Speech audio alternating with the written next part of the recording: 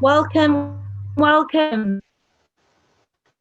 Welcome, Thelma Levy. Welcome, John Featherstone. Welcome, Darrell Haynes. Welcome, Alexander Jossi. Welcome, Bubble Bath. Welcome, Simon Boxham.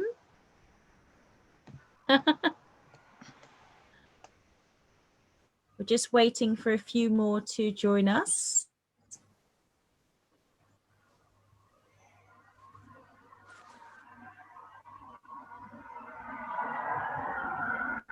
Okay. It's coming, Tom Plater. Welcome, Tom Plater. Hello. Hello.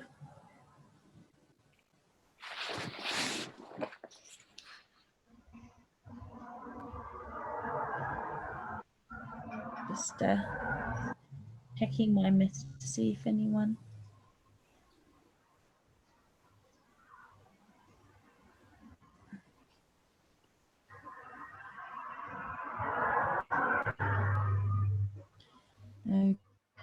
Okay.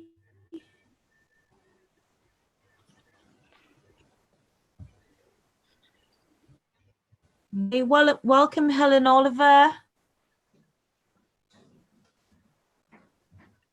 Welcome, Christine Bell.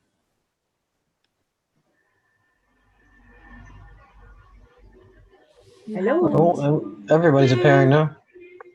Everyone's appearing, popping up.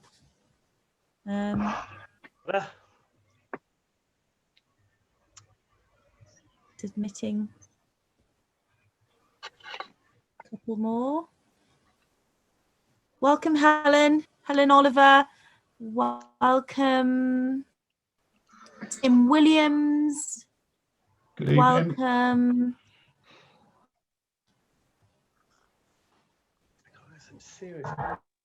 Welcome, Tina. Hello. Hiya.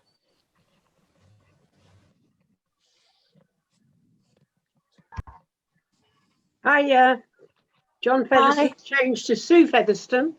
Hello there. Hi. Hello there. Just trying to admit people as jump in. They will come in.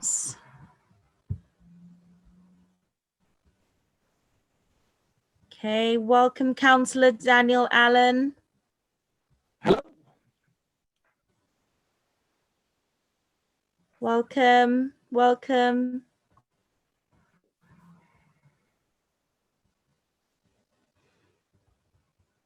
Is anyone popping up?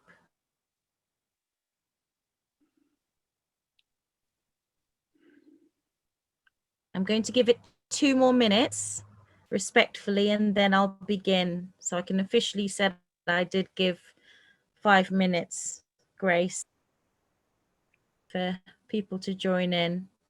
I know what's happened. People are probably thinking, how do I join in? Where do I find the information? And then probably found out that, oh, it's on the poster. Hopefully that's what's happened. Very literally what happened to me. Oh, was it really? I think as well, the on the email that I was sent earlier, the reminder email, there's the meeting ID and the passcode and not a link. And I think that, I mean, that's quite a common issue with some of the other organisations I'm involved with. People just don't look at that. They just look for the link, don't see it. Oh, right. They'll work it out though. Maybe we should play a room. Yeah. They will work it out. It's fine. Yeah. Believe they will. 1 more minute. I know I'm numbing, so they'll probably jump in later. Oh gosh.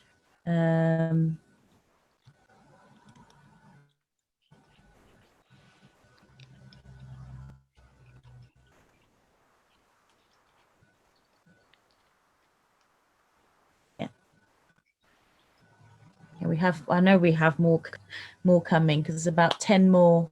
They'll just have to in when they join in. That's fine. Okay. Right. Welcome so much. Thank you so much for joining us today at the meeting. I'm the founder of Black Forchworth. I will let my team introduce themselves in a moment, but first, for each and every one of you, if you can, very quickly, because there's quite a bit of us tonight and rising. If we can just that would be great. Go. Let's start with Councillor Daniel Allen, because he's the most confident. I've got the biggest mouth. I am Councillor Daniel Allen. I am a councillor based in Letchworth Garden City. I represent the Grange area. I have known Michaelia for a number of years, and that's me basically. Local councillor, General Pain and Bum. Yeah, cool. Okay. And let's have Bubble Bath. Bubble Bath? No. It's Bubble Bath there. Oh, coming in. Let's go with Amy Allen. Hiya, my name's Amy. Is that too loud? Loud enough? That's good. Yes, I want one of those headphones. Coming in loud and clear. Yes, as long as it's not too loud and bursting anyone's ears. Yes, I run the Wilbury Community Cafe, and I've known Michaelia for a long time, and I've been really excited to see her get all excited and vibrant and everything, like with her vibrant, excited self, getting this project underway. It's been really, really, really good to see. I'm very happy about it. Right, that's my bit. Thank you. And should we go? Thank you, Helen. Amy. Should we go to Helen? Hello, Oliver, I'm one of the other councillors for Letchworth Grange Ward, and I'm here because I've been talking to Michaelia for quite a long time about, well, it started off with a conversation about a lack of resources in the library, I think, Michaelia, and then more recently was invited from a councillor's surgery. Yes. I'm Upika Leslie, and I'm Upika Leslie, and I know Michaelia because you sing publicly. So we've had many good chats. And I'm here because I'm very interested in this. Obviously, that's why I'm here. Yep. Christine Kell. Christine. Yeah. Kell? Yes. Hi everyone. I'm here because I'm chair of the North Herts Interfaith Forum, but I don't think I know anyone else who's here. So I'm looking forward to getting to know you a bit this evening. Welcome, Christine. Welcome. Alexander Jarossi. Good try, yeah. Okay, for most English people, Jarossi is what it goes by. I won't bore you with the actual correct pronunciation. Oh, Jarossi. Jarossi, if you want it. Anyway, never mind my name. I'm the chair of the North Herts Centre for Voluntary Service. I've exchanged a few emails with Michaelia up to a couple of weeks ago. We are, the organisation is to sort of represent the voluntary sector, and we are quite keen on pioneering the sort of diversity dimension within the charity sector for North Hertfordshire and Stevenage, which is the area which is our catchment area. So this is the first time I've attended one of these meetings, so I'm just quite keen to just listen and see what we can do to help. And we are keen to sort of bring this organisation into the North Herts CVS sort of umbrella, so we can see what we can do to offer to help you. Wonderful. And I may not stay for the whole meeting because I'm still currently nursing a chest infection that appeared last night. Oh. So if I leave early, I apologise. Okay. Oh, that's all right. Thank you so much for coming. Tina Bartois. Hello. No, I know Michaela through a number of things that I'm involved in, and I'm glad that I've been able to help Black Voice Letchworth out a bit. I'm a local council candidate, but I'm here as a trustee and the vice chair of the North Herts CVS. I've done quite a bit of diversity work with the organisation, and I'm really interested in just listening, making some contributions, and very similar to what Alex said, I'm interested in bringing this organisation into the fold and helping in any way I can. So just drop me an email if there's anything else I can do. Welcome, Tina. Welcome. And we have Tom Plater. Hi there. I'm Tom, and I'm here as the chair of the North East Hertfordshire Labour Party, and I'm here to listen, and yeah, just mainly just to listen and take in the experiences and the conversations that are going on here. So thank you for having me. Well, Tom, you're most welcome. Thank you. Simon Bloxham. Yeah, thank you. Yes, Simon Bloxham. I'm the county councillor for Letchworth North, and that involves the Grange and Wilbury and a few other areas around there as well. And I'm just very interested to hear what's happening and see if there's any support I can give. Oh, welcome. Welcome, Simon. Welcome. Simon Mullen. Hi everyone, sorry I was late. I'm Simon Mullen, I'm a police sergeant with Hertfordshire Constabulary. I cover North Hertfordshire and Stevenage. And I was invited by Michaela after we had a chat, but with Dee Marr, my hate crime officer, initially got in touch to find out a bit more about Black Voice while we're doing some research around Black History Month. Found out about this event and was dead keen to call in and listen, and if there's any questions or discussions to be had, but just to mainly break down those barriers and start conversations around policing and minorities in the community, really. So really happy to be here.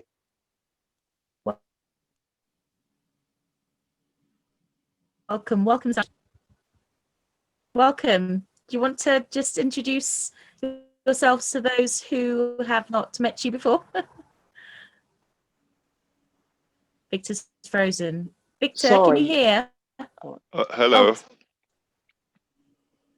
Yes. Yeah, good evening. My name is Victor Eni. I'm a borough councillor for Hasmere Borough Council and also town councillor for Hertfordshire and Brownwood and a former mayor of Hertfordshire and Brownwood. Nice to meet you all. Welcome. Welcome, Victor. Hello, my name is Glenn. Hello? Yes, Glenn, go ahead. Yeah, hello, my name is Glenn. I'm actually just here as an observer. I've just met Michaela just last night, really, and she just, you know, shared this link. So I'm just here as an observer just to see exactly what's going on and see how I can contribute actually to the conversation. Welcome, welcome, Glenn. Sue's contributed. Dural, you there? Yes, I'm here.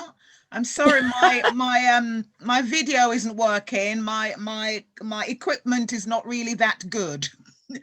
Anyway, that's all right. Yeah, I hope. My name is Doral Haynes, and I'm involved in running an Afro Caribbean luncheon club in Hitchin, and I'm very much interested in what's happening with the minorities in the area. So I want to listen and make any sort of contribution that I'm able to do so. That's it. Welcome. Bubble Bath, are you there? Oh. Bubble Bath? Bubble Bath is silent. SG, are you there? SG, SJ. Sorry, Jay. I'm here, Michaela. Hello, hold on. I'm trying to get my video on. It's not. Oh, okay, I think it's going to work now. Hey. There we go. Hey, everyone. I'm just here to observe as well, really. Michaela's, we met recently, I don't know, maybe a few weeks now, maybe, I don't know. And she's invited me along. I'm a dance teacher, and I'm from Bushy. So yeah, Hertfordshire. So I'm just interested to see what everybody's got to say, and if I can contribute, I will. Williams, Tim's already. Is it everyone's in? Tim? Yeah, good evening, Tim. everyone. My name's Tim Williams, and I'm a county councillor for Stanborough Woodside. That's in sort of the Boston area of North Watford. I'm also a borough councillor on Watford Borough Council. Yes, like other people, I'm here just to listen in, to see what I'm naturally interested in what's going on, and to contribute support as much as I can. So much, Tim. Thank you. Great. Fantastic. Okay, so I mean everyone has introduced themselves. If I've forgotten someone, please tell me. Right, so last, I don't know if you've watched this video, we tried to send it out to everybody, but the previous the first meeting, we discussed about representation and leadership in different sectors for the Black community, that being quite low in various sectors, and how we all can come together with a community to aid that and to make that kind of manifest in higher numbers, or more support for the Black community specifically in those areas. But I think we have maybe a few that well, yeah, maybe half that attended that meeting, possibly. One that attended the first meeting that had any ideas on this, under the subjects of about how we can now issues that we highlighted in the first meeting.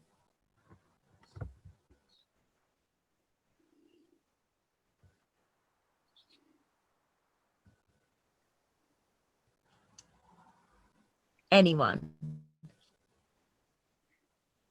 This happens time where everyone is just silent. Well, okay, so the issues that we highlighted were, I think we focused in politics, and we focused a lot in and Victor had quite a lot of that he mentioned that was going on in Watford with regards of to getting the youth involved, i.e. Basically having groups and committees where they can get involved in certain issues like climate change, etc. And this is available on the Watford website, or no, it's Brownwood and Estuary. Estuary and Brownwood, not Watford. Oh, but sorry, Bromley, sorry, not Watford. Yeah, Brownwood and Elstree. Yes, and it's available on the website for that to have. We also discussed about going into schools as well, and speaking to young children in the primary at primary age, getting them to have some develop an interest in politics and leadership by having representative roles that were not members of certain parties, so that it wouldn't be biased. So like, for example, a mayor, but some towns don't actually have a mayor, like Letchworth. So there was discussion about possibly having some sort of representation going to school that weren't party, to kind of generate in those areas of leadership. Does anyone want to contribute to that, if they thought that that was a good idea? Or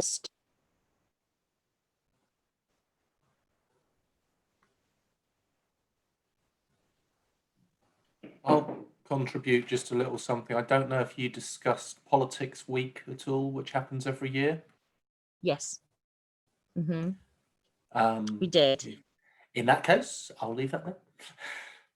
Okay. Yes.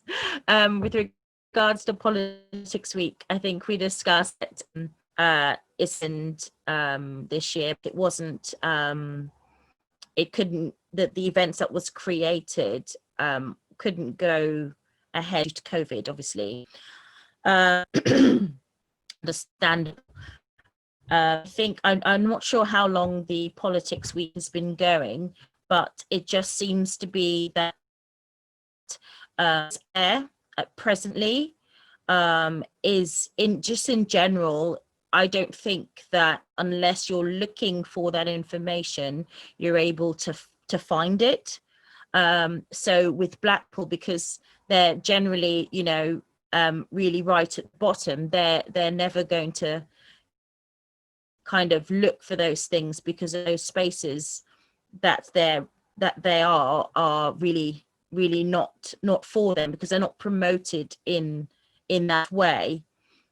So I was wondering if anyone had any ideas about how the people in leadership presently can just maybe push whatever's out there, if they are out there, more, and any ideas that they did have about generating leadership, how that can manifest to the black people out there, so that it will get them interested in wanting to come into leadership.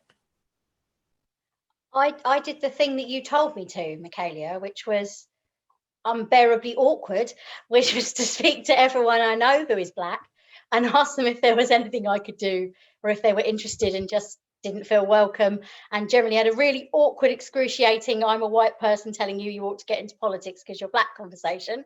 But you told me to, so I did. And I completely blamed you for the fact that I was raising this topic unasked. But I live in Letchworth, yes, and I did only speak to my friends locally about this. So that was a spectacularly small number of people.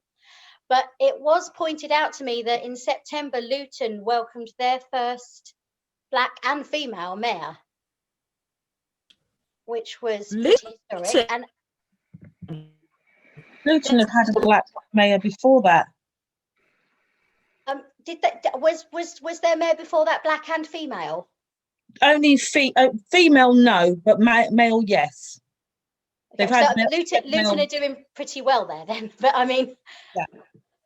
I think that one of my I'm going to go ahead and say friends. We're pretty friendly. One of my friends who I know through work is related to her, and I have been kind of working on seeing if she'd be interested to come and speak to the group. But at the moment, I haven't made that reach out. But I'm pushing. I'm on a group with her, so I can ask her for you. Brilliant. Okay. I didn't want to overstep my bounds by presuming on the friendship I have, so that would be great. Want to introduce, or have other people who've just popped in introduce themselves, if I may. Pauline, do you want to introduce yourself? Oh, okay. Hold on a sec. Hi. Hold on. Oops. Hi everyone, my name's Pauline Stepney. I'm from an organisation called Legacy of Windrush Descendants in Bedford, but I have worked closely with Michaela before, and we're working with our local council and local authorities to look at the inequalities and try to address them. Obviously not all at the same time, because decades of inequality to try and address in between now and then. We know it's not a short-term fix. And we held our first event yesterday looking at the inequalities in health, which Michaela attended, and her views and everything were really useful. Oh, hi Glenn.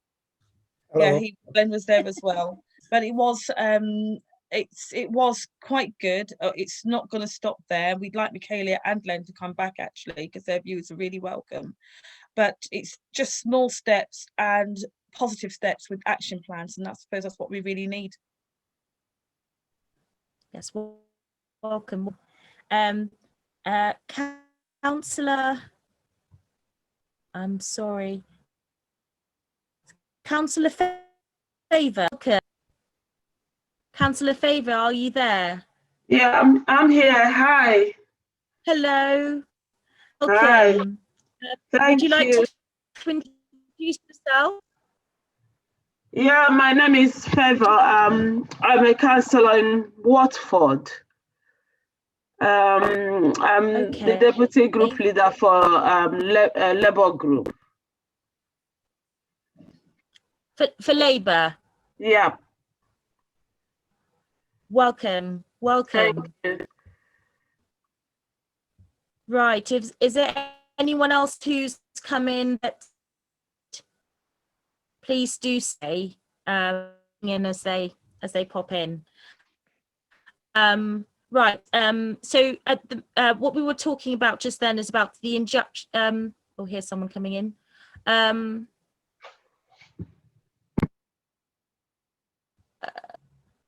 Yes. We're talking about the injection of representation following on from our first meeting of leadership, Black people in leadership within different various sectors within community, and how we can now have solutions to that, because the issues were quite were very well highlighted on the first meeting, but I was wondering one can just head out solutions to leadership, about how we can get more Black leaders into. Personally, for me, I already feel like there are leaders out there. Yes, we talked about lots about the youth last meeting, but I feel like within our community there are leaders out there that are ready and waiting to go into those roles. However, the environment is hostile to those who are in position, about how we can work together, if needed, to make that environment more livable and not hostile, i.e. not them to get into a position and then to be constantly battling for their entire career, every turn, to stay alive, to keep their head above water.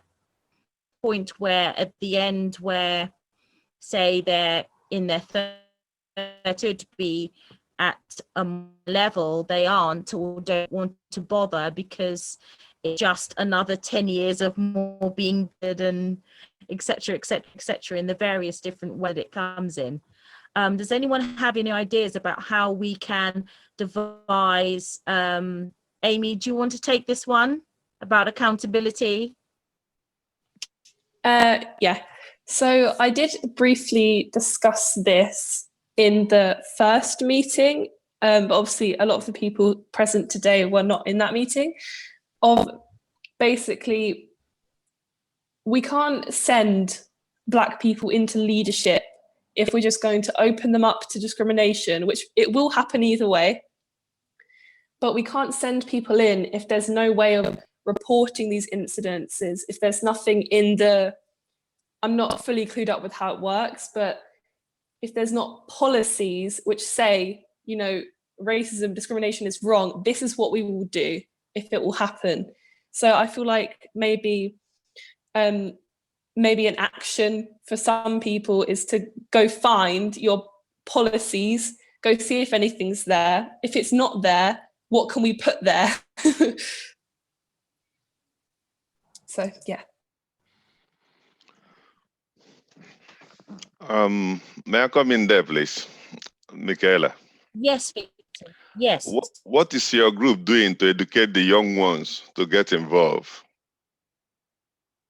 Do you have anything like a seminar, get together, advise them, find ways, policies, or, to take them through it so that they will have that confidence to get involved?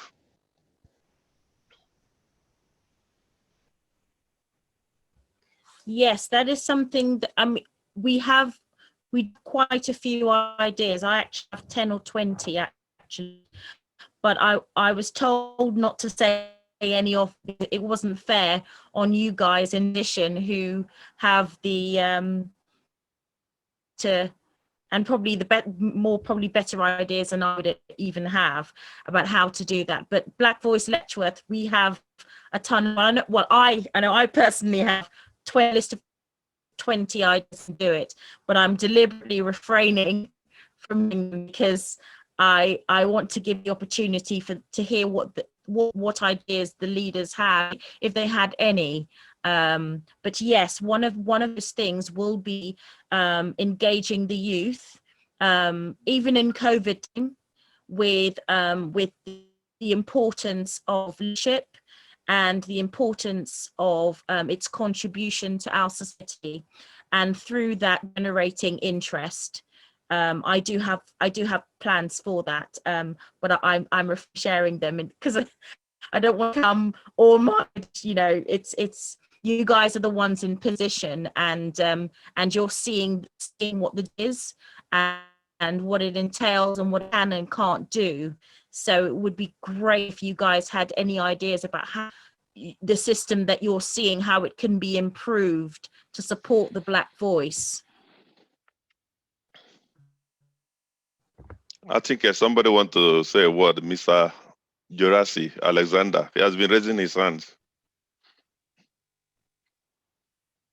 Oh, I'm so sorry. It's okay. Yes. I always go through the sort of orderly fashion of pressing the right button, but it never seems to work in Zoom meetings. Because, okay, what I was going to say was this. I mean, when we talk about community leadership, we're obviously talking about a large number of organisations which are probably either charities, voluntary sector projects, or whatever. The client groups attached to those organisations are probably a lot more diverse than those who are in leadership positions. Boards of trustees and of charities are notoriously non-diverse. And I have to say, having worked in London most of my life, coming to Hertfordshire, I have to say that situation is fairly dire. So the question therefore is, we need to just sort of attack in a way this whole culture by looking at the memberships of those organisations, the client groups of those organisations, which I am sure has a far more diverse client group generally than those who are leading those projects themselves. So I think maybe one of the strategies is to try to somehow go if you like, go down a level to the people who are doing some of the work on the ground, and then start working with people who can consider themselves for trustee positions. We've certainly done a bit of that at North Herts CVS, and we've also, of course, been supporting Tina on the Young Trustees movement. And of course, as we've just said, Tina is actually our vice chair now. So I think the CVS has a role to play in that. We're also trying to beef up the role of our outreach worker. The point though that Amy made a minute ago is right. Once you get new people going onto boards, and I have been on boards where new young trustees have been have been eaten alive basically within the first 10 minutes. And that is something we need to actually guard against. Although I have to say there are also plenty of boards of trustees who I think just haven't really given this much thought and are not actually antagonistic to the idea. They just need to be led a bit into how this process works properly. One other point I will make is though that I think, particularly on age, that some existing trustees who may have been trustees for decades actually in the same organisations perhaps just need to reflect on where the future lies if you're already heading towards your 80s, and perhaps you can be encouraged to think that maybe it's time to move aside and let other people play a role there. So that's just my thoughts for the day or for the evening or whatever.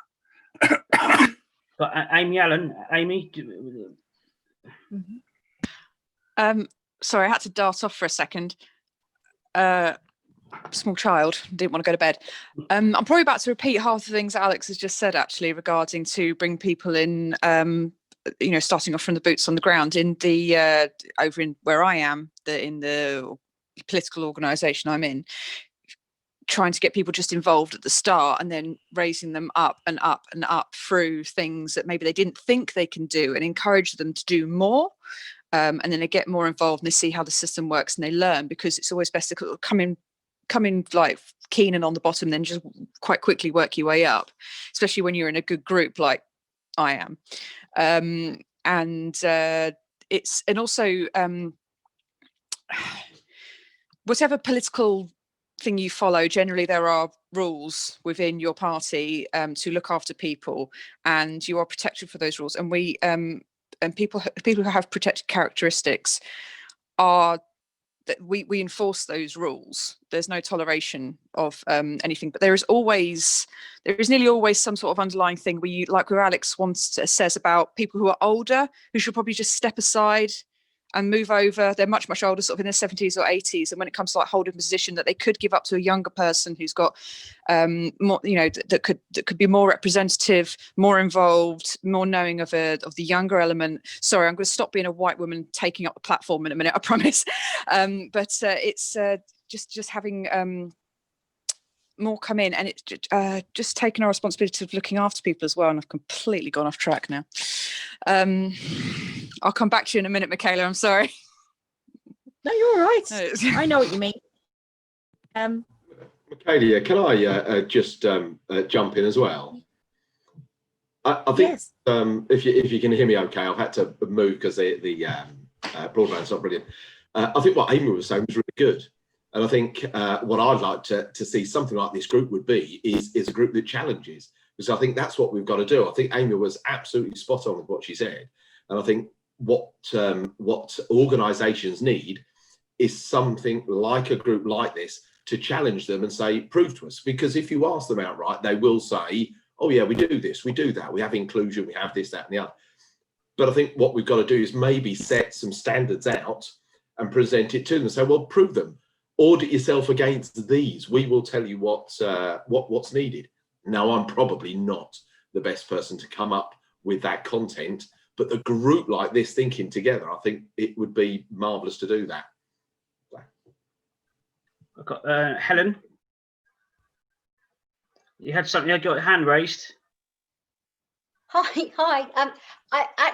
I'm a trustee in a couple of charities, and what Amy said and what Alex said both really struck a chord with me. Accepting that, I think it's, to me, in my experience of watching, seldom is the prejudice obvious enough that you can easily take action against it.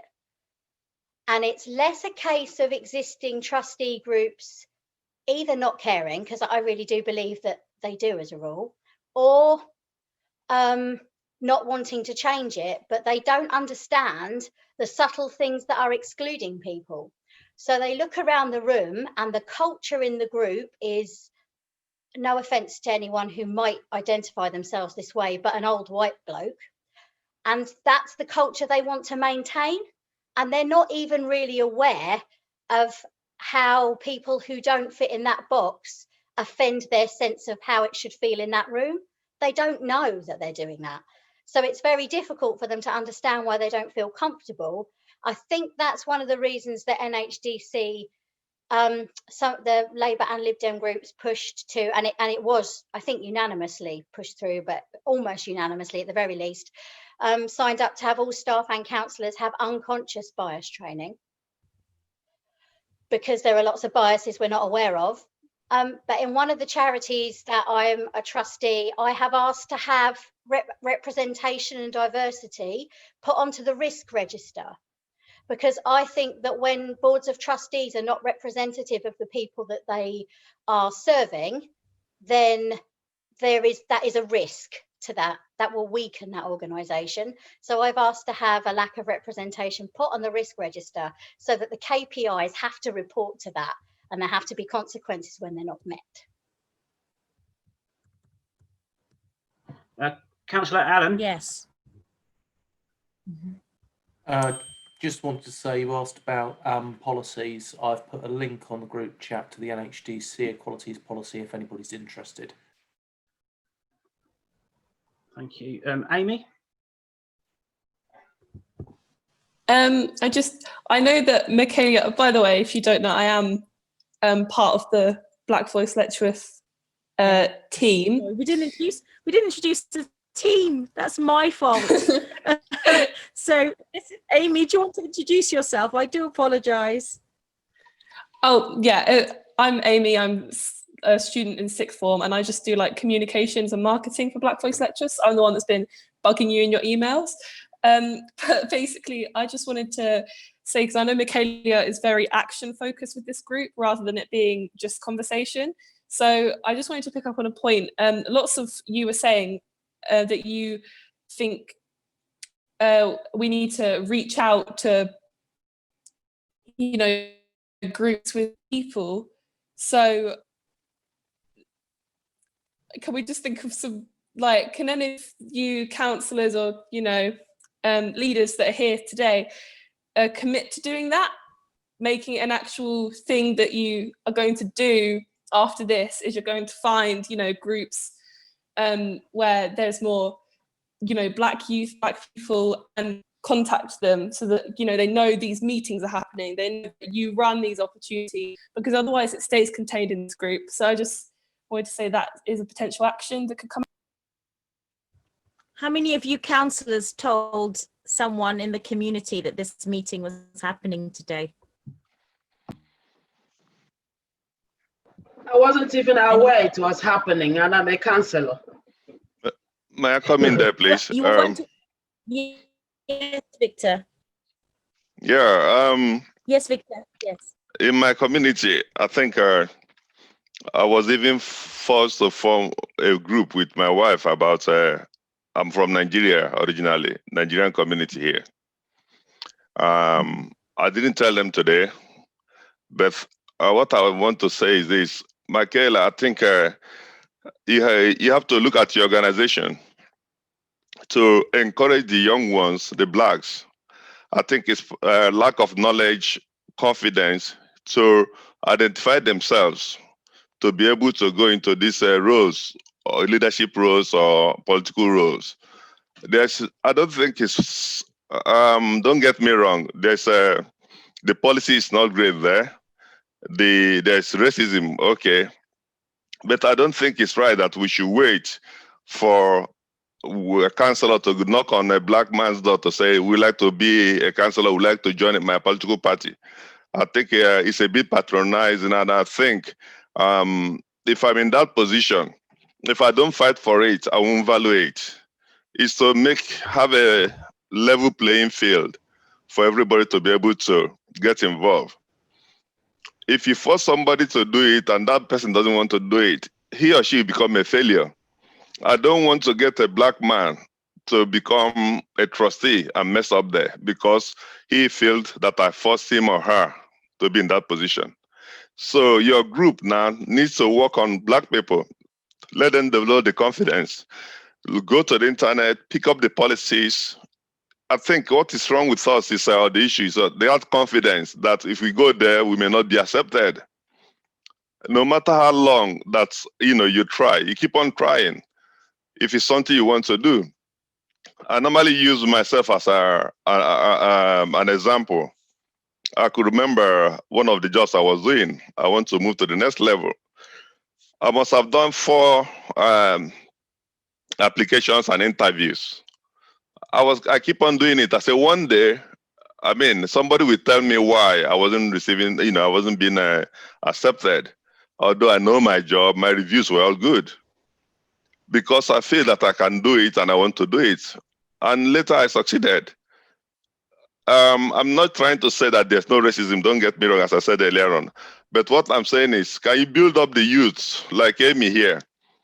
Amy is interested, more people like her.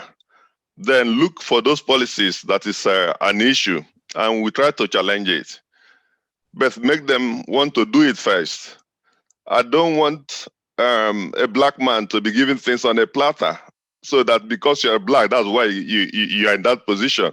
It doesn't look good on me as a Black man because it's believed that I haven't got the ability to do that job just because I'm a Black man. So let's focus now. Let's go back and think again. How do we approach these things? we mentor the young ones who are interested, but the parents has to make them interested. Last time I spoke about the youth counselor here we have in Hertfordshire and Brownwood. These children are between the age of, I think, 11 to 18 before they go to university or so. But we have to convince the parents to be able to drop them and pick them up, to be able to let them, get involved. So we have to get involved. And if we get involved at a time, we'll be noticed, our ability will be noticed. And when we apply for those things, when we present ourselves, then we may be considered. I'm not saying that the first time you present yourself, you're considered. It could take 3 or 4 times, before you are considered, because there are other people out there waiting for that same position. So I will suggest that Michaela and Amy, and probably have other members, go there, look for the Black children. If it's at churches where, let's have doing the Sunday school, tell them about the importance of being part of the society, joining groups, joining political parties, start from no matter the level, but you have to identify yourself. You have to show that you want to do that, you want to be part of it before, you can, hopefully be accepted or hopefully be selected to contest an election. This election is not only in Hertfordshire, we have about less than 2% Black people in my community. All of them won't vote for me. Even if all of them vote for me, I may not win my ward. And they have other interests in other parties. But let's start from the grassroots. I think it's confidence. Or, we should forget to say we won't be accepted because of the system. Let's push the system by showing confidence, getting involved, and from there, we can challenge the system and hopefully succeed from there. Thank you. Thank you. Tina, got your hand raised? Hello. There's 2 separate things that I want to raise. One of them, in terms of the charity sector, would be recruitment. I feel like if you're only recruiting from like the pool of people and like your contacts, and you're someone in a position of leadership, that's not really going to improve Black representation very much at all. And the other thing I want to raise is, and I see this happen all the time, a lot of the time when people want, basically, whenever people want Black people to stand for positions, they want them to stand for a position to represent Black people. And someone might want to do that, but equally, someone might not, and they're not considered for the other positions that are out there. And it just makes people feel like they're not valued. And yeah, I just wanted to raise that. So I think if you're in a position of power, that's something to really think about and to call out. And I think that this group can be a real driving force in calling that out. So I guess I'm raising accountability again. But yeah, thank you. Thank you, Tina. Thank you very much, Tina. Rita, just point, Amy's just put on the chat that as an action to your point, Amy's going to contact the local 6 forms for more teenagers to get involved. Sophia? So you're on silent, Sophia, darling. You're on silent.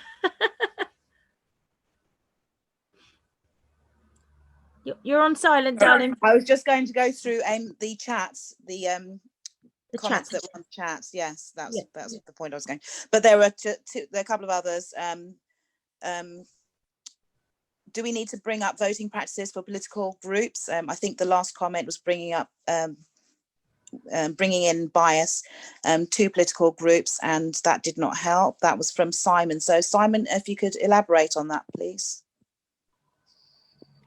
Yes, okay. I probably should have done that to the person who was put the comment down. I just thought it was an unfair comment. I've had some messaging with her since then, with Helen since then.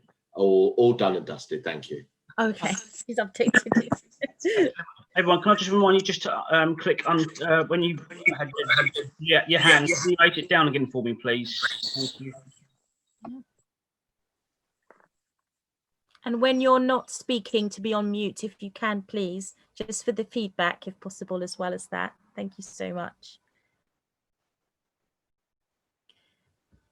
I didn't mention about, I don't think we need to with this group, but there's a few kind of house rules I was supposed to mention at the beginning. One of which was obviously the hands down when you're done, and being on mute when you're not speaking. The other one was the use of BAME within this space. We refrain from using BAME or BME due to the fact that this voice is very specific to the Black voice, and try to allow you know, for everyone's voice and not to speak over one another. But I need to say it, but I don't really need to say it. But yeah, I just thought I'll say it because I have to officially say that. Yes, is there anyone else, Luke? That no, no, not at all, mate. Thank you. Oh, there's Stephanie. Stephanie, yes. Oh, sorry. Yeah. Just saying about, I think what Amy was saying about young people, and I think Victor was saying, we've got a group up here, some young African young people that call themselves young African leaders, and they've been working amongst themselves, and it might be an idea to invite one of them to see what they do and how they've done it, and also find out what the young people actually want to do and how they want to engage and how they want to be counted. Done a few conferences where we've taught them the skills of how to run a conference, and then they've done the conference to the topic that they want to do it on. And it helps them grow in confidence. It helps them look at their aspirations for their future as well. And I've found it's quite a good tool, especially with young people that may not be engaging. So that was just something that we could, you know, we could actually then get you in touch with some of the young people that are on that, or the ones from the leadership board. And also there's an organisation which Maria, who's the first mayor, is part of, and they have within their group, they look at how to get representation on certain boards, charities, you know, other committees that are kind of like the decision makers, and how they can support. Because as I can't remember who said, I think it was Helen that said, they can get into the boards and then they're just not supported, because although they want the representation, they may not want the representation to have a voice. And then they might go there for 1 or 2 meetings and think that it's not for them, because the lack of support, the lack of cultural sensitivity, and the lack of cultural competence as well. And just for the fact that you're just supposed to be here to look pretty and not necessarily have an opinion. And I think that happens a lot. Yes, I would definitely think that would really help. Just going back to Victor's comment, Victor, you mentioned you know, quite, you know, fantastically about engaging Black people in the sense of, you know, just finding young youth getting very engaged practically, you know, find them where they are. Church is the park, speak to their parents about how to get them involved in whatever program we've devised, and building that confidence, starting at grassroots, which is definitely something we're definitely going to take on board, because I think that's great. However, with that, in partnership, I do also believe that with those that are in position can do something and should do something towards the ending of institutionalized racism within, and bias within these sectors. Now, you mentioned about Black people, you know, we don't want anyone, Black or white, having anything being handed to them, because we want to make sure that our leaders are competent. I know some debatable with some leaders right now, but we do want our leaders to be competent to the best of their ability. However, statistics have shown that with Black people, even with everything, the elements you've said, the system is geared to be very biased towards them, to the point where it's quite destructive, specifically specifically to the Black voice and to Black people. Do you have any ideas in how you and your peers in some small way can aid accountability for Black people in that environment to forward the betterment of that environment for Black people?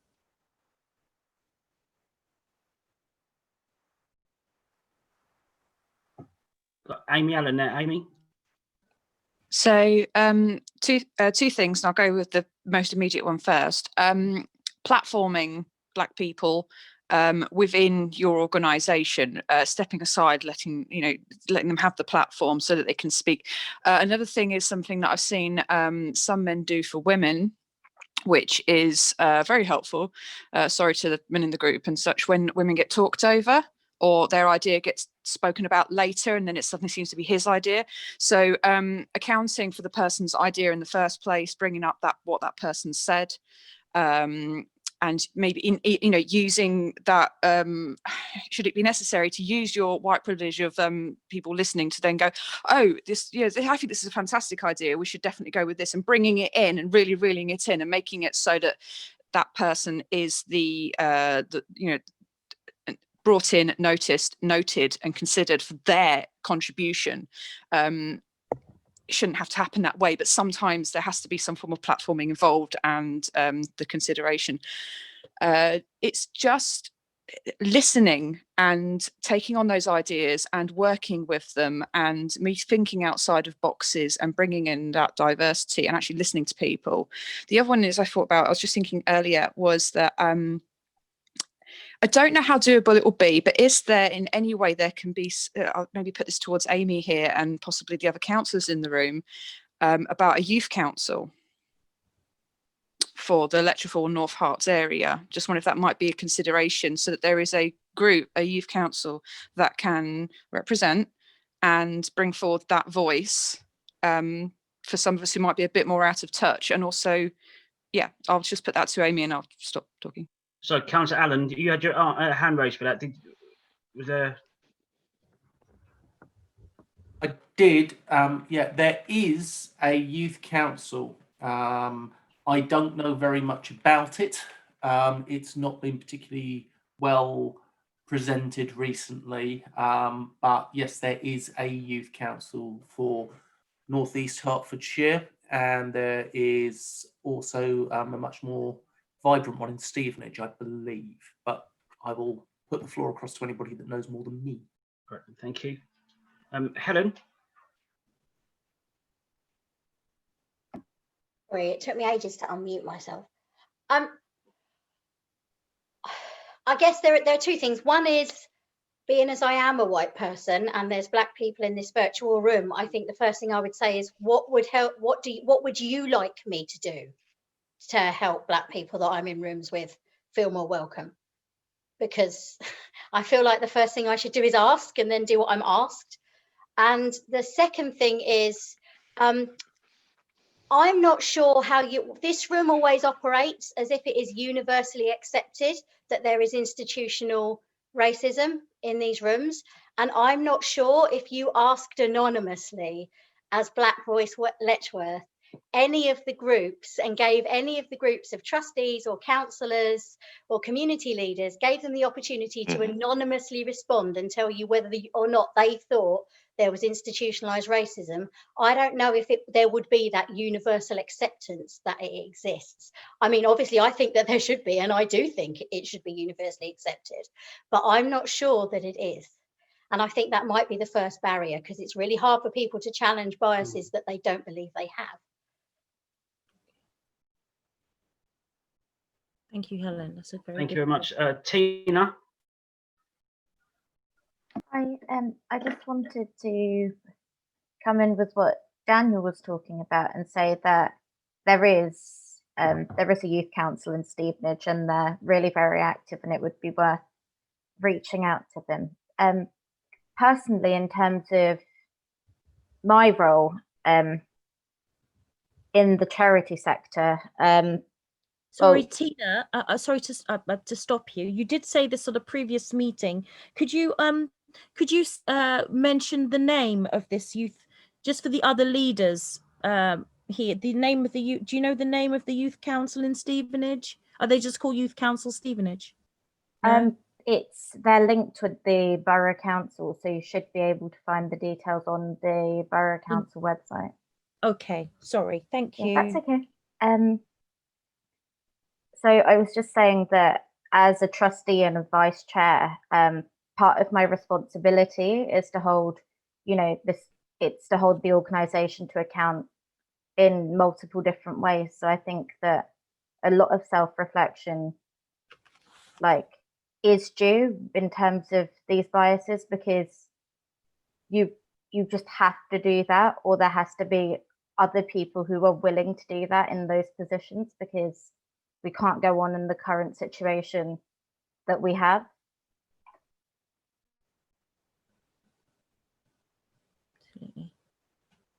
Okay. So we're dead on 9 o'clock now, guys. I wanted to give the first hour to the solutions that we've devised, and the second hour to speak about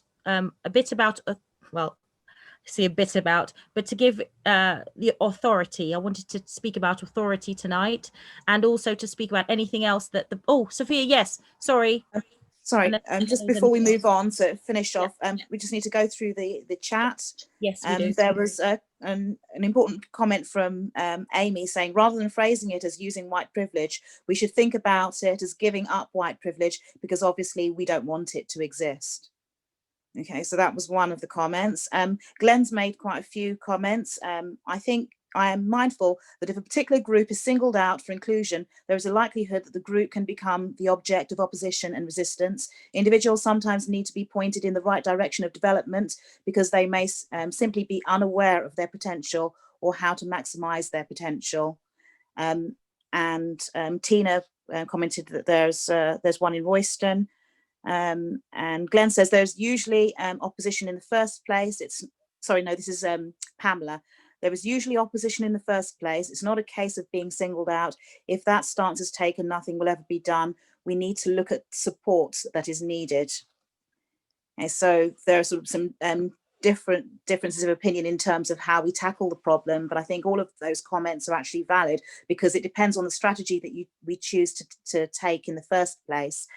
We've got, I think Victor was talking about working from the grassroots thing. That is important. We do have to address the young people and challenge them, but we also have to realise that there are adults, capable Black people who are just not who are capable of doing the job. They don't need to be nurtured in a way so they can do the job. They're capable and they're qualified. They just need to be given the opportunity to do that, and I want that to be recognised as well. Yes, that's a very good point. Because I obviously everything that Victor's highlighted about the youth, definitely we are that's happening. That it's going to happen next year. You're going to see. If you think anything that's happened in the last 3 months with BVL was a lot, wait till next year. Stuff is going to happen.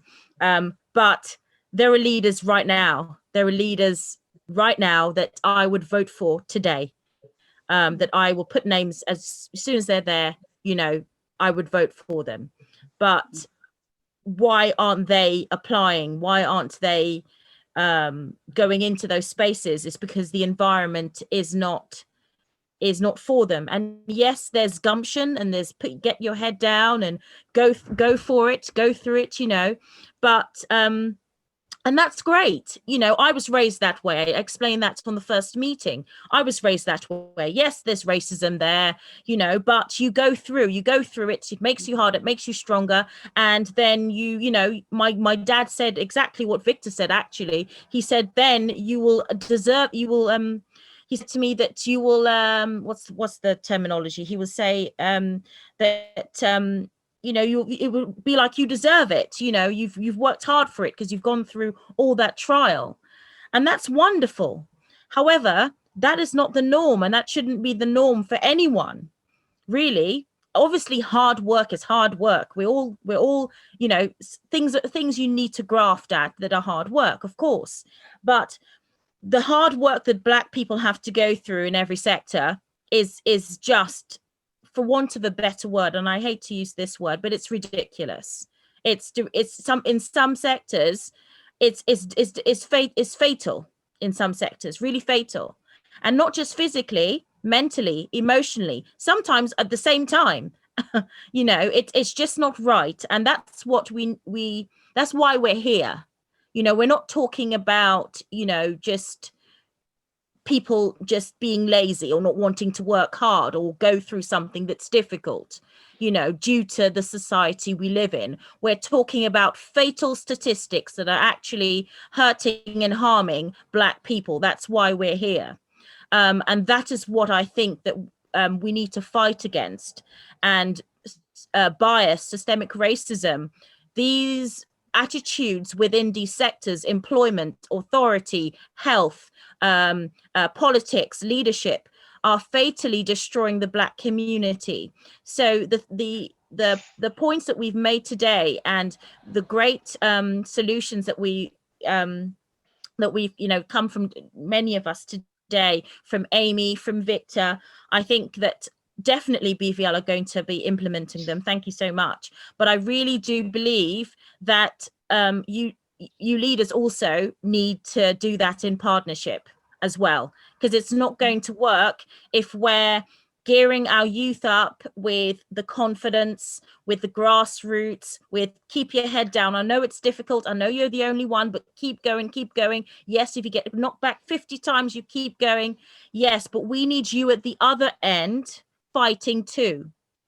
It's you know, it's not just one, it needs to be a team effort. So we need our leaders also, those in position, not just the labeled leaders like councillor, MP, mayor, whoever. Just the average Joe is a leader. Accountability. If someone's sitting next to you and they say a snide remark about whoever walks in and it happens to be racist, you need to hold them accountable and say, that's not right. It starts there, very simple. So it would be great if we take on board what Amy said. I know it sounds very small, but there's something great about when you're the only person in a room and no one ever listens to you, and someone that is listened to all the time says, actually, can we just hear what Amy just said? Because that's a really great point. That moment is so powerful, because what it does is it brings everybody in to think, right, I need to check myself, white, black, red, to make sure that I'm allowing space for everybody else's voice. Because when you come together in those spaces, it's not about you, it's about the issue. And that's what people tend to forget. So those little things that Amy said is paramount to working towards the racism. So just wanted to add that. Thank you, Victor. Did you want to say something? Yeah, I just want to mention that, sir. What's my speech? What I meant by that is that don't give up, no matter the obstacle. No matter the obstacle that you have, don't give up. Try. I mean, even if you don't succeed at the first time, do your homework and try again and work with people. I think being in a position like a trustee and all those things, if the organizations can look at mentoring, when you're new to that organization, they appoint somebody to mentor you, somebody you can run to ask questions when you're in difficulties, somebody that will fight for you, cover your back, and give you the grounding you need. So those are things we may look at. And Michaela, your organization as a pressure group can do that, start in your local area. Those people that, you know, show interest and was able to get to the position they want, you can be a pressure group to that organization to appoint a mentor to that person, to guide the person so that they can settle in and, you know, play their part. Okay. Thank you. And Helen, have you got anything else to say? Yeah, do your hand raised. Sorry, it's a legacy hand. I'll take it down. Okay, thank you.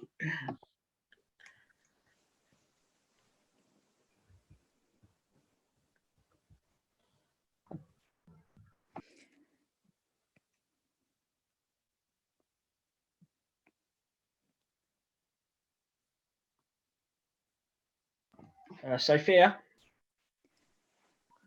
I just wanted to say that we also have to look at how long Black people have been in the country for, and the first sort of the Windrush sort of generation, they did come to the UK with that same philosophy that Victor was talking about, and we have to see how far that philosophy got them.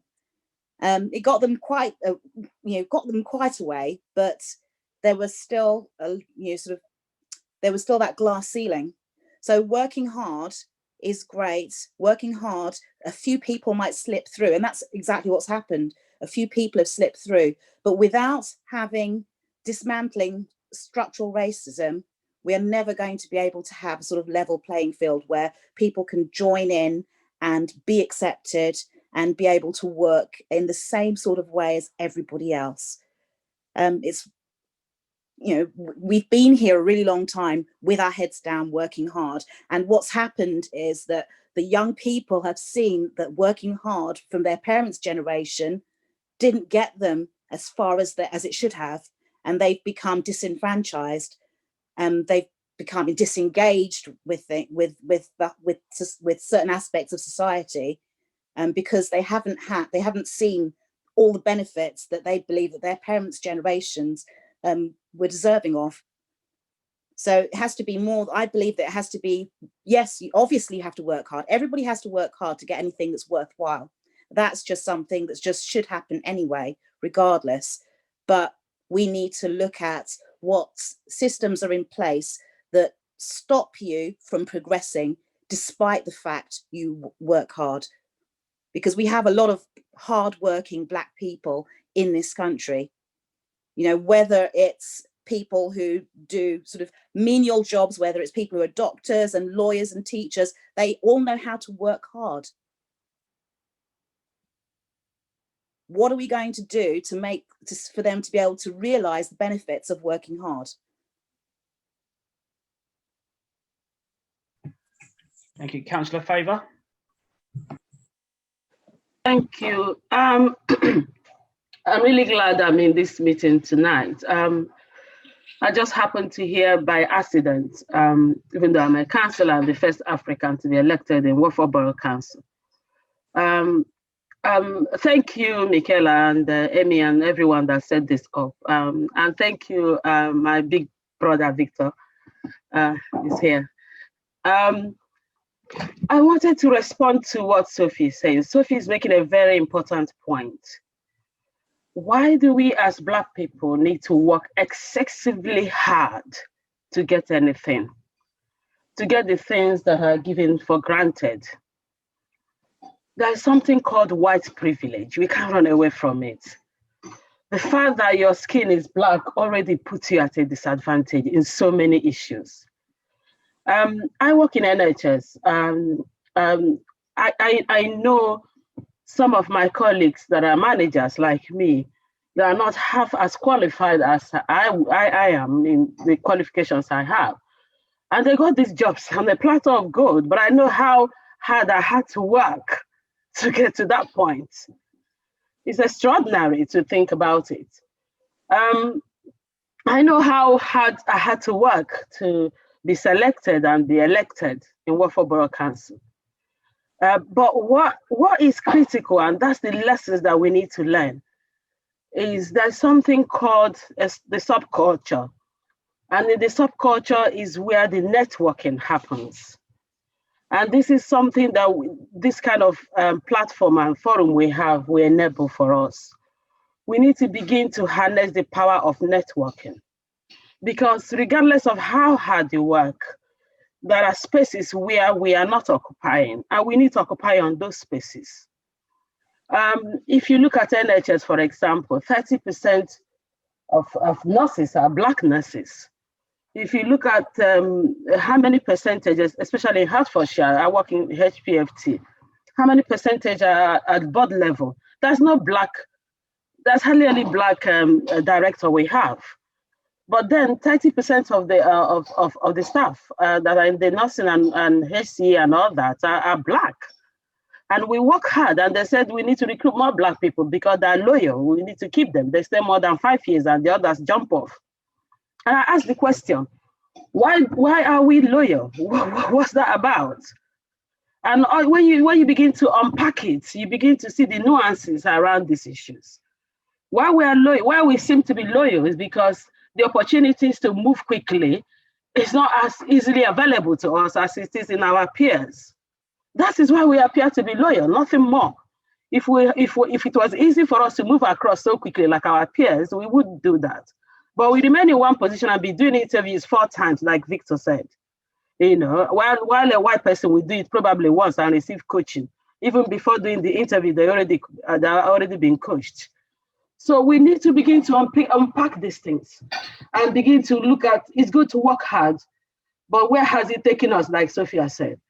And all the nurses that worked in NHS, where has it taken us to? Why is the rest data showing what is showing? Every day you read it. Every year you bring the rest data is saying the same thing.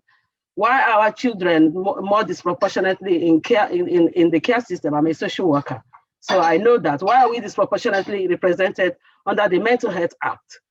Why do we not? Why are we the only ones that experience schizophrenia and bipolar disorders? Why are we having all these difficulties? It is structural racism, pure and simple. So we need to accept that that is what it is. But the good thing is that there are some of our white colleagues who understand these things and who are willing to partner with us to begin to challenge the system. But the message I want to leave for us this night is that we begin to look at networking. That is one thing that we need to really do properly.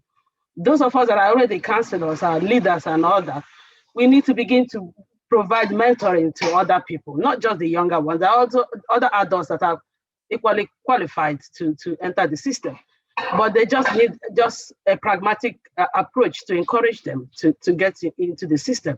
So I'm not quite happy each time people say, you got to work hard, you got to work hard. Why would other people not need to work hard, but I'm the one that always have to work hard? Thank you.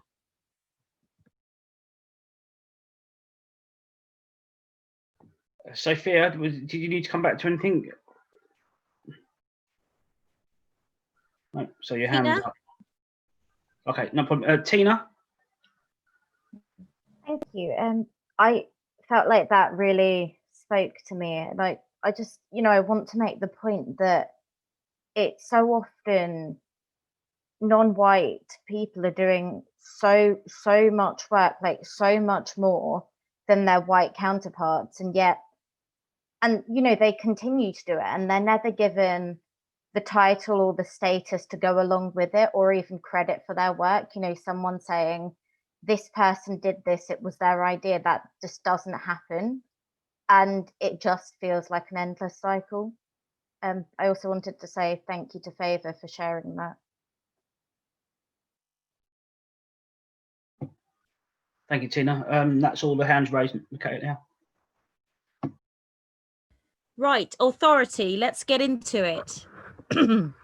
Authority, meaning relationships with the police and the constabulary. Let's just get straight into it. My feeling on this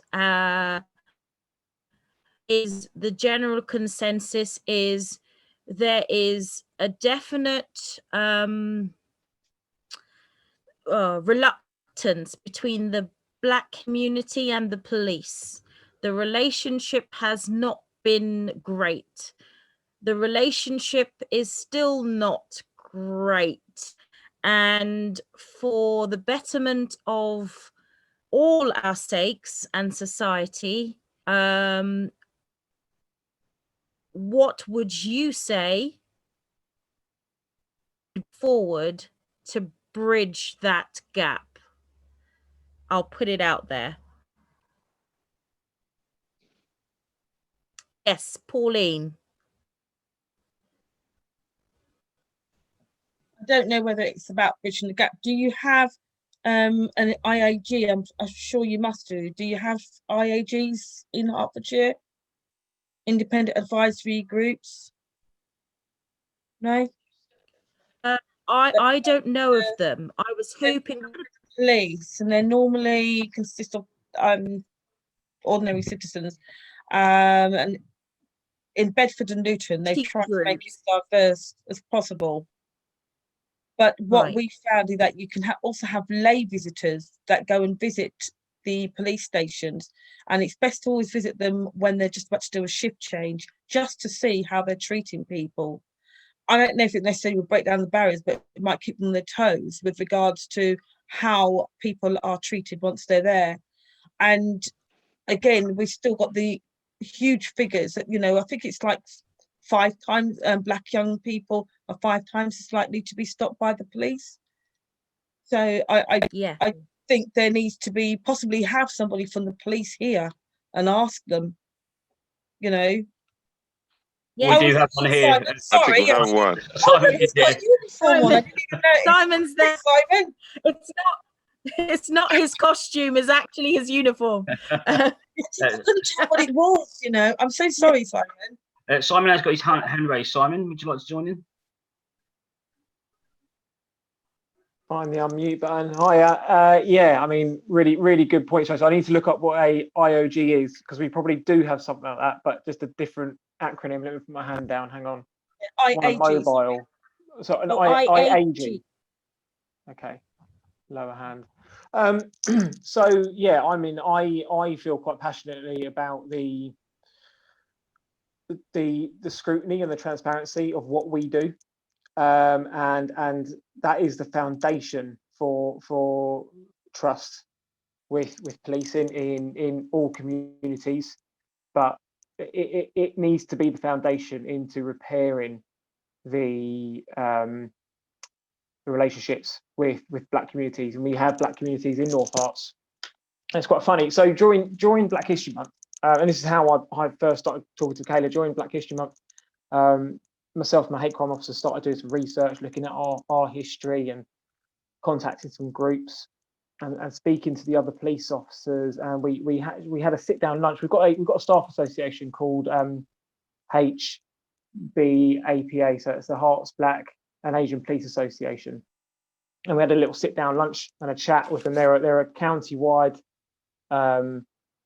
representation of black and Asian people within the police, and we were just chewing the cud, really. It wasn't anything formal, and it was one of the things that kind of stuck in my mind was a comment that one of my colleagues said when we just started, making conversations. Like, one of them said something similar to what you said, Michaela, was why do you think the relationships between the black community and the police isn't that good? And one of them goes, I don't agree, I think it's really good.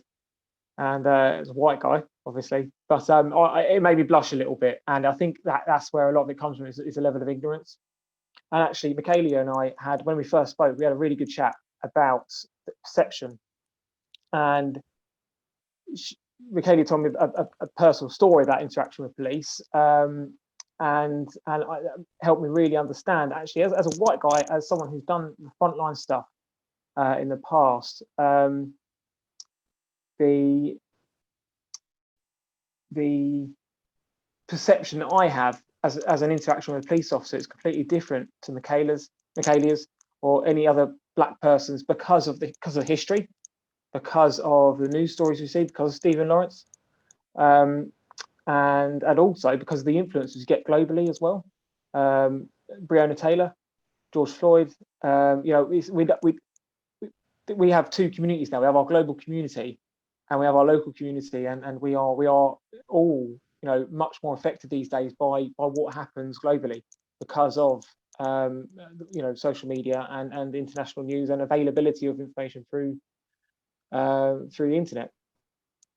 But for a white guy, for a white police officer to stop and talk to someone, for me, that's engagement, that's positive, that's what you're up to, how you doing.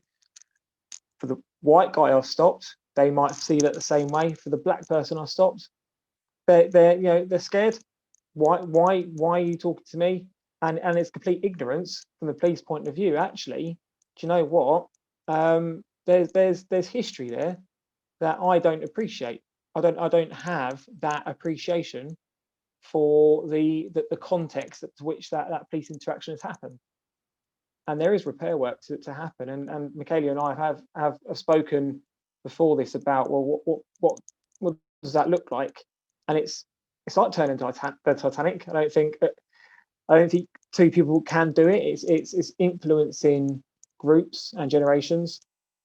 But off the bat, I am quite passionate about that scrutiny level, and I've actually asked Michaela to pass Michaela's details on to 2 different scrutiny panels that we hold. We have 2 panels. One is managed by the Police and Complaints Commissioner, Police and Crime Commissioner. Sorry. And I think that was around stop and search. So they dip sample stop and search interactions. They look at the data around that. They look at the interactions, body worn video camera. Was it all above board? Was it lawful? Were there reasonable grounds for that search? Because there have to be, there's legislation as to when we can search someone. And was it lawful? And is feedback needed? And I think that bit's really important, because we police by consent. We're not force. You know, we are a police force, but we don't police by force. We don't go around and we don't do things to enforce stuff. We need the consent. The numbers of police we have, you know, we're not armed. We go single crewed, and without the consent of the people, we can't go about our jobs. It's really important that we have our communities, you know, I won't say on side, because this gives the impression you need to come to us, but we need to work together, I guess. The other scrutiny panel is use of force, and again, that's actually run internally, but again, it's part of that panel is members of the public. Now, I don't know enough about the data about what the representation is on those panels. However, you know, given the connotation of, you know, currently and the climate currently around use of force and black people, I don't think you can have enough oversight from non-white background, because of that context that I mentioned earlier. It's that context that really matters. And that's something I really learned through doing a bit more kind of, you know, self-education through Black History Month. So I was really glad to get those things going. But one of the really interesting things that I really wanted to come armed with this meeting at is like stop and search data with you know, ethnic background. No, sorry, not stop and search, complaints. I was really interested to see what kind of complaints do we get from black people, and I couldn't so much. We don't record. You know, when we get a complaint, we don't ask people their ethnicity, and that made me think, well, is that right, or is that wrong? And I thought, well, on the first hand, on the one hand, you know, should it matter? You know, why would, if I was angry at a service for what they've done for me, would I, you know, try to put myself in those shoes? Would I feel a bit put out if they're asking me, you know, my skin color? But on the other hand, we want that data to make sure that we can highlight when we've got it wrong. So I've put that back to our complaint, we call it PSD, so Professional Standards Department, to ask that question. You know, well, okay, we don't, but should we?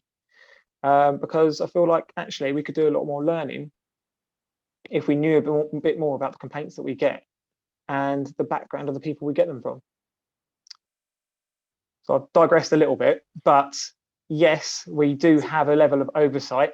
And I think P mentioned before she left about visits to custody. That is something else that we do facilitate. I don't know the process for that, but we do have volunteers who come and provide oversight in our custody suites to see how things work, and not say how things work, spot checks really, welfare, and to make sure that we're doing what we ought to be doing. That, you know, among other things, I think there has been a modernization, I guess, in terms of accountability in policing. And what I'm most regrettable about is the fact that, unfortunately, whatever progress we try to make, we get tarred with the global brush, because some of the atrocities that happen globally are stuff that I just wouldn't want to be associated with. So that just makes our job ever more important. Not our police job, but the job of gaining the trust of the communities. think that answered the question that was ask asked. I Simon? can't remember. So, yes, so we've got some hands up first. Yeah, Luke, yeah. Yeah, sorry, Amy McDonald. Amy? So, yeah, okay.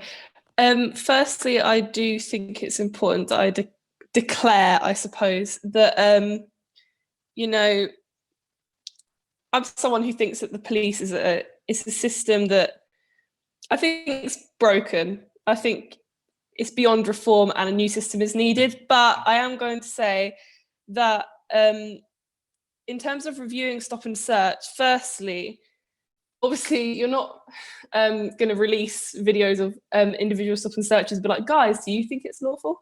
I understand that, but because the representation within the police is low, like the people you have reviewing that and then determining whether it's lawful are therefore going to have bias when they're determining whether it was lawful. And so I don't know how much of that bias that's actually removing. And also, like, the police here has been tarred with the global brush because, I mean, it does deserve to, because I'm just looking here now because I wanted to use stats rather than just throwing around empty statements, where Black people do account for 3% of the population, but 8% of the deaths in custody. So, you know, some simple maths would tell you that that is not proportionate. So yeah, that was just Amy, I'd probably, really. I'd imagine that the death in custody, it probably, there's probably a similar figure for the proportion of Black people arrested as well. There is a disproportionate, and I think that goes. I think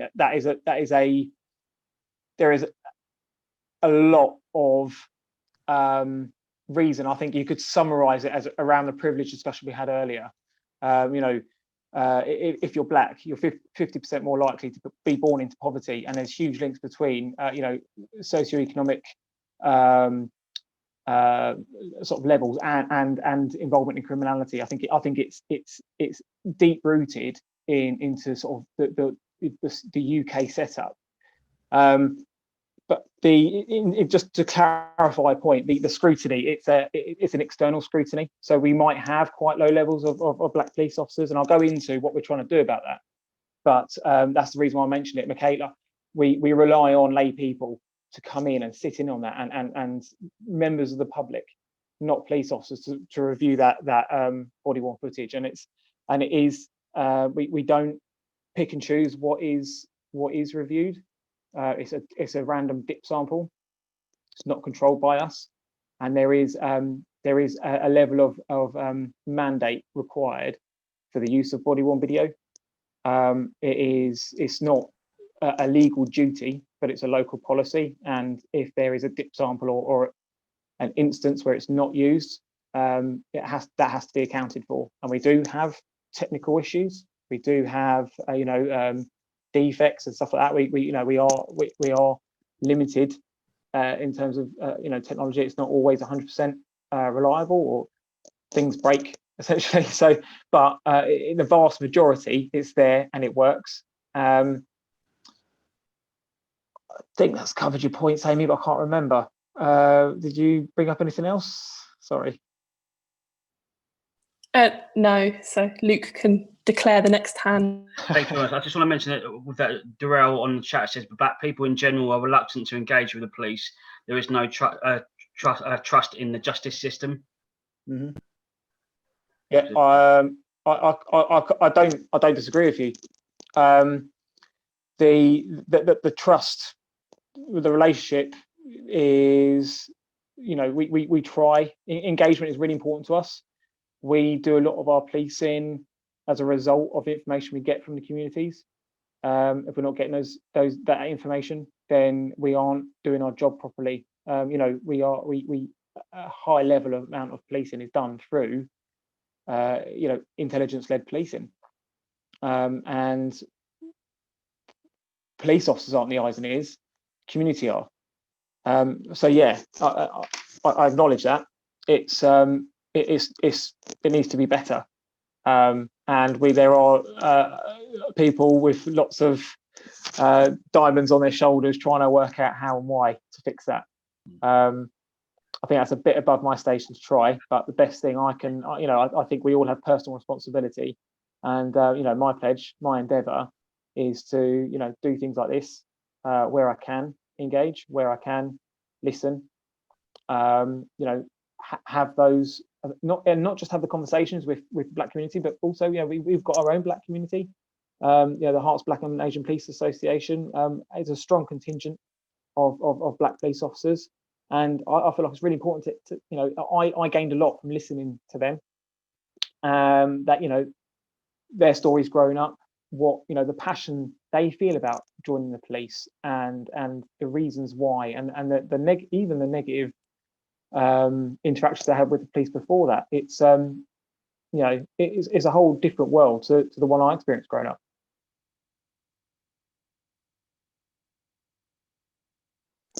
Thank you very much. Let's have a look. Alexander?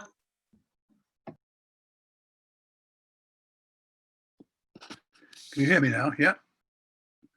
Yes, I can hear you. Sorry, yes. Sorry, just a kind of small point in a way on the subject of complaints.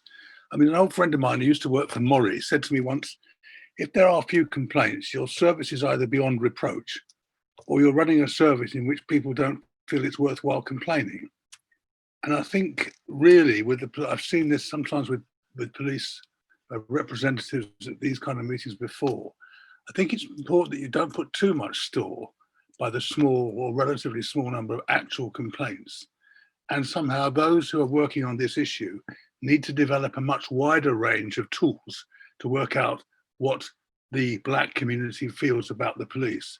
And I don't think quoting the numbers of complaints is necessarily terribly helpful, because a lot of people who are feeling that they've, on the wrong end of the stick, as it were, are going to feel reluctant about making complaints if they don't feel the confidence that those complaints will be followed through. So, so either your service is beyond reproach, which with respect it obviously isn't, or the alternative scenario for few complaints is that people aren't confident on how that complaint will be managed when it goes through. And I mean, let's be clear, the police department isn't the only service I can think of in the public domain where people might have a lack of confidence. So, it's a general problem of relying on complaints numbers, which may really not give you the true picture. Okay, thank you, Alexander. Councillor Allen? I just want to point out that the police do get a lot of complaints, but a lot of it is also the Crown Prosecution Service. There are huge issues within the Crown Prosecution Service about putting things forward, and I believe that the police have done a hell of a lot of reform, but the CPS needs to be reformed just as much, if not more.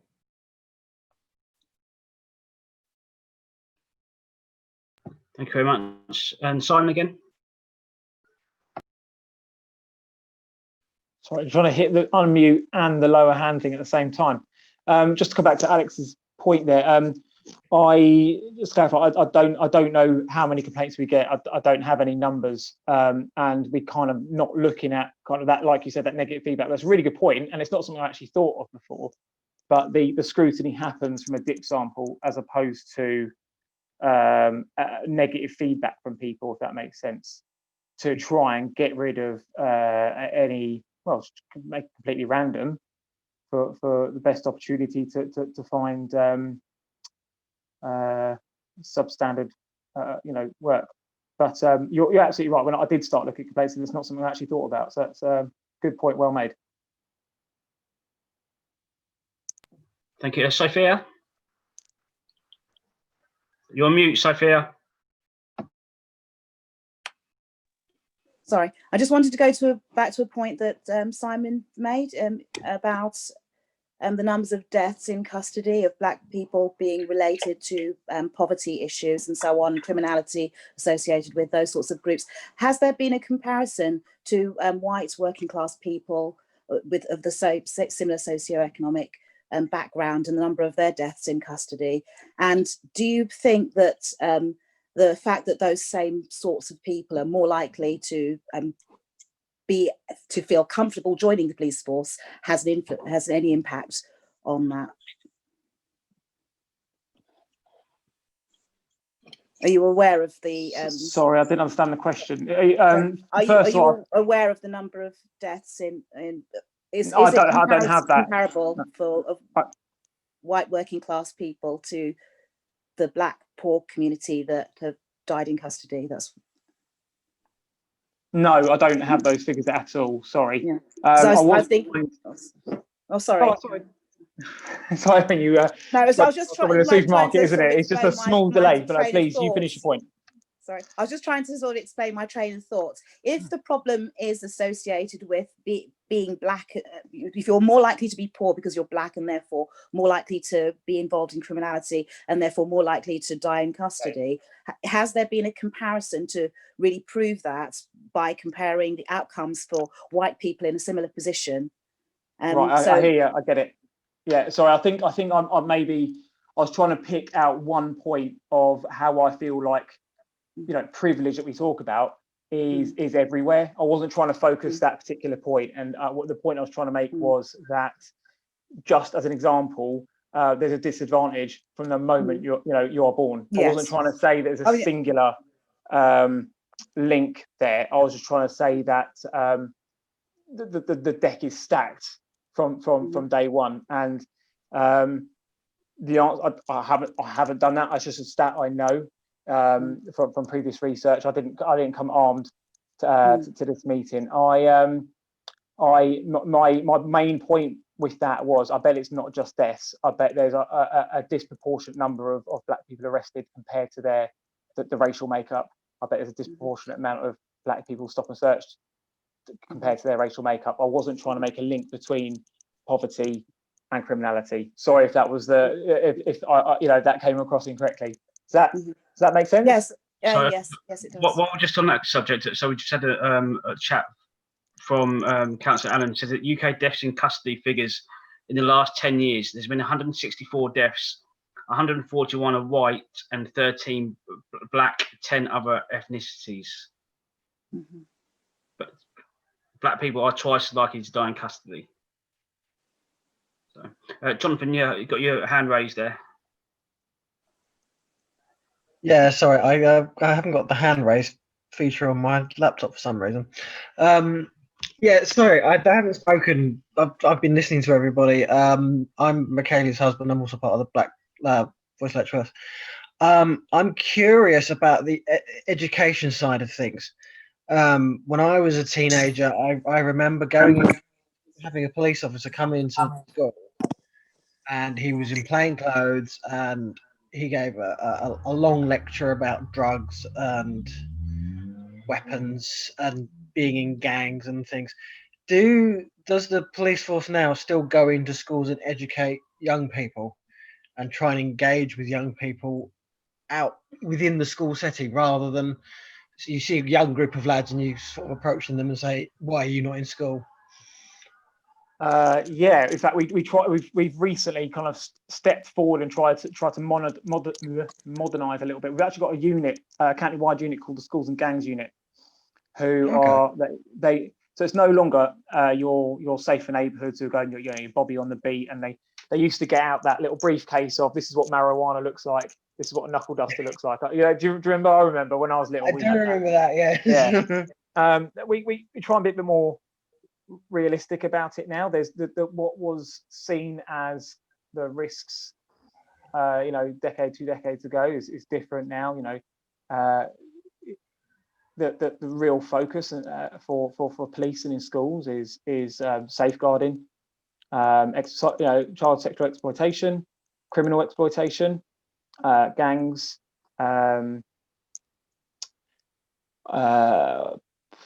domestic abuse. Being a real sort of trigger for the vulnerabilities as to what can then lead on to. What exactly they do, sort of day in day out, I don't know, but they do still go into schools. They still have that engagement, and because it's a specialist department, they have a finger on the pulse a little bit better as to what is the appropriate engagement, because where we used to give out colouring books, I think we can all kind of accept that youth culture is different these days, and to be treated seriously means that we get more of a serious audience with them. So that new unit is absolutely fantastic, and it doubles up as they work with some of the children that have been highlighted as at risk of that criminal exploitation as well. So they are specialists in the partnership work. They work with the youth offending teams to get them out of that risk zone of being exploitable. That was going to be my next question. What do you do in circumstances where you've got a gang of youths, predominantly black, but one of them is actually a good lad? He's not done anything wrong. He's just fallen in with the wrong crowd. Presumably, you've got methods in place so you could single out these young people who have just fallen in with the wrong crowd and actually need help. Absolutely. Rather than constantly being prosecuted. And that is one thing that isn't just singled out by the police. So when a youth is let's say, right, okay, let's say we do have a juvenile who's committed a crime. Maybe it's a possession of a bladed article. Okay, they've been out with a knife and they've been caught having that knife, which is probably quite similar to that gang style stereotype. If we were to charge them with that, they don't go to court straight away. First of all, before we even charge them, that schools and gangs team look at that and see, rather than charging them, is there an opportunity here to work with them? They'll meet with them. They do something called a needs assessment, a really, really detailed partnership report to see, is there an opportunity here to prevent escalation? So instead of going down the criminal justice route, can we work with them? And they make a plan together with the other agents, with children's services, with youth offending team. They make a plan. What are we going to do to work with this young person to bring them away from crime? Let's say that's happened, but they've done it again. So 6 months later, another possession of a bladed article. We might be then have our hand force. We do have to charge them because the evidence is there. It's in the public interest. Knife crime is something that the government see as serious enough that has to be. You can't turn the blind eye to that. So we do that. But then the criminal justice system has its own diversionary routes as well. So one of the first things that a youth might get in this instance at court, if they are charged and they're convicted, they won't get like a financial punishment or custodial. They get something called a referral order. So that means they are mandated to work with a key worker, with a social worker for 4, 6, anything up to 12 months. Now then they are conditioned to meet with that person, with that key worker, for however many times a month, for however many months. If there's a breach again, they might get something a bit more serious called a youth rehabilitation order. Now that allows for further conditioning, so they might have to, they might have to be mandated to go to either a school or what's called an ESC, so an education support centre, where they are a bit more specialist at dealing with children who can't fit into mainstream school. They might be mandated to do drug workshops. They might be mandated to do all these different things. The court can provide a bespoke conditioned service to bring that child away from crime. So it's not just the police. It happens that there is a much wider system to bring children out of crime. Okay, thank you. No more hands up. I'm a bit sceptical about time now as well. It's 10 to 10. Oh, you're on mute. Sorry. Yes, fantastic. Okay, guys. So just to go over what we've discussed with regards to leadership today. With regards to solution that we've discussed, we talked about for groups like ourselves, BVL, we can to the youth directly. look for Black children in churches, parks, wherever they reside, and interact with them, their parents, and verbally try and get them engaged in leadership, preparing Black people for leadership roles, start at grassroots, building confidence in our youth. Pauline, Stephanie mentioned a fantastic group. It sounds like young African leaders. It would be great to share that either in the chat or email that so it can be shared to everybody. Is Pauline still with us? I don't know. No, she's not. Oh, she's not. Okay, that's fine. I'll contact her. I'll be able to share that because it'd be great maybe to have a member from that with us and see how they can work with us to just aid us with some support and ideas. Platforming Black people. So that was given by Helen, councillor. Amy, no, Amy Allen. Amy, you're a councillor or no? Is it Councillor Amy Allen? No, it's not. No, I was going to be standing this year and then COVID happened, so I'll be standing next year instead. But you know, still doing my bit in the area and all that stuff. In the area, yes. Okay. Mentioned about platforming Black people. So one thing that you can take away from this is about how to aid institutionalized racism being practiced within your various sectors is platforming, which Amy explained that if you're ever in a situation, and it doesn't have to be a professional situation of a meeting, it could be just having lunch actually in a social situation, and that person contributes to the space, and you hear their voice but you notice it hasn't been heard, or you notice that someone was derogatory in some way, whether they were aware of it or not, you can actually speak up and hold that insult or derogatory comment to accountable. So I thought that was a really good idea. Accounting for that person's idea, yes, went on to say, so if someone does have an idea in your space, make sure that you highlight and account for that person's contribution to the space. Listening to people, yes, big thing. So listening to others in general and just listening to Black people. So it's really important that if someone who is Black in your community or in your the space that you reside, there's a workspace or a social space, and they come to you and they say that this is happening, it's important that we don't come back with, are you sure? Maybe they meant it in this sort of way, maybe they meant it in that sort of way. And I understand sometimes that comes from a place of well, every other positive avenue before we look at a negative one. But with awareness, that's knowing and looking and seeing that that person Black and having lived a life of generally being discriminated against, you get a sense of a feel of when someone is specifically with you due to their own bias. So to just listen what they have to say, firstly, rather than just gaslighting what they have to say down in the offset.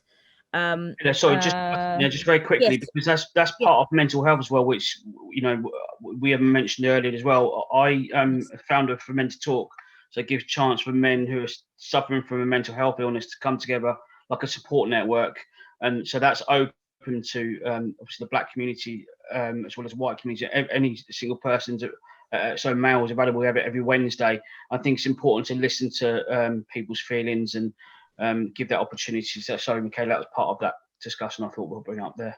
Yes, we didn't have time. Luke is going to be supporting BVL with our mental health, men's mental health specifically. We're presently looking for someone to represent our women's health, and then we'll look for someone to represent our youth and children's health. So Luke runs an organisation called For Men to Talk.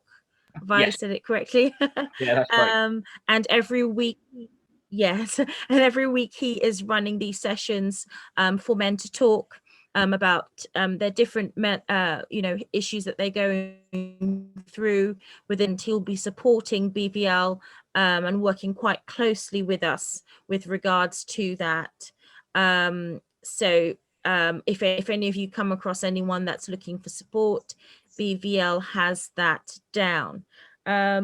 With regards to what we're talking with authority, can I ask that the same thing that we did with leadership, if all of you that attended today for the next meeting, if you can receive solutions or a solution, it'd be great. It's 20 people here today. If we can all come together and the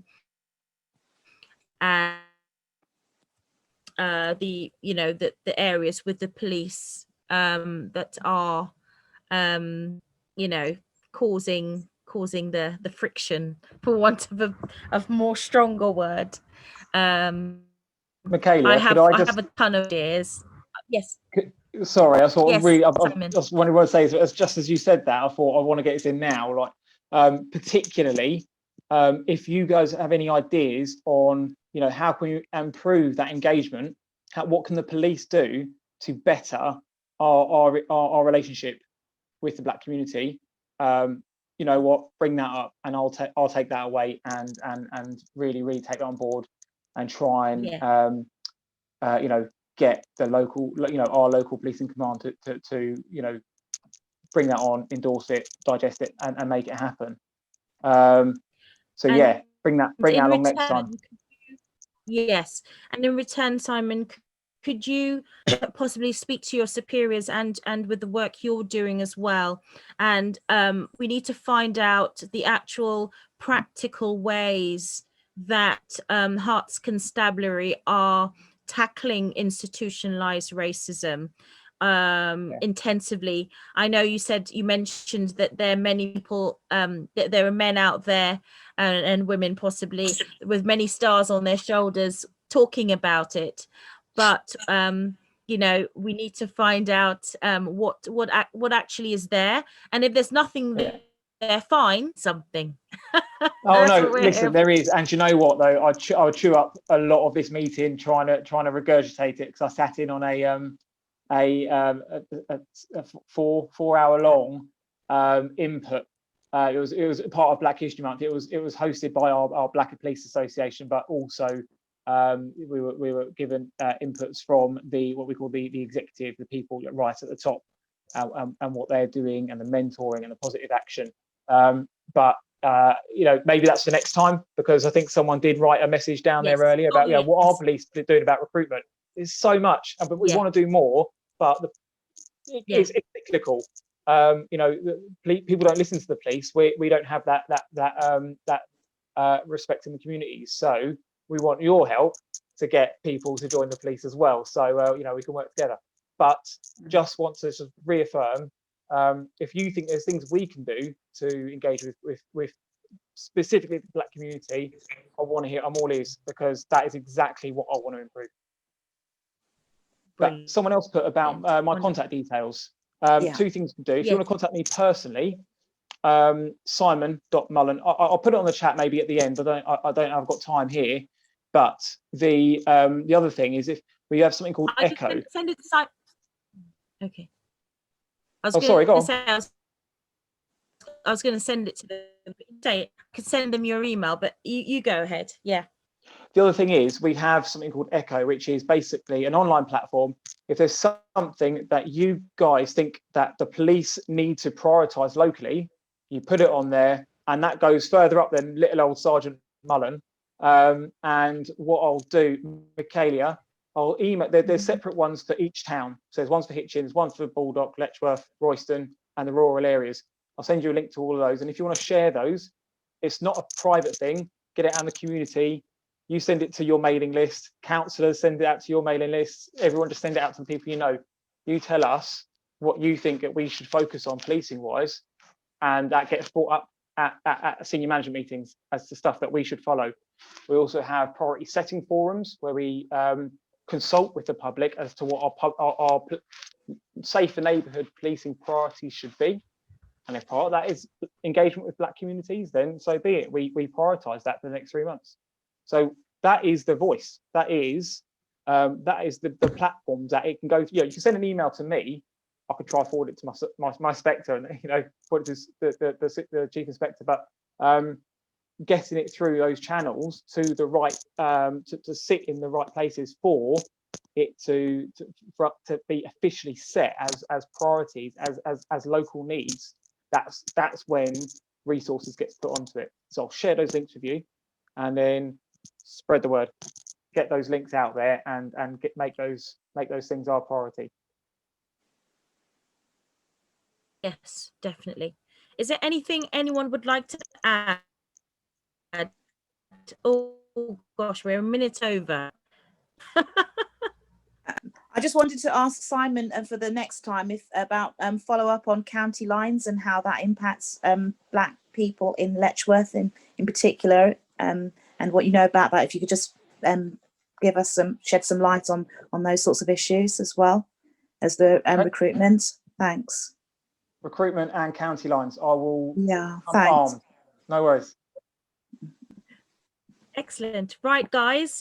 We are 1 minute over. Thank you so much to everybody who came tonight. It's been great. We've had just over 20 people contribute tonight, and I'm so grateful for all of you that are coming.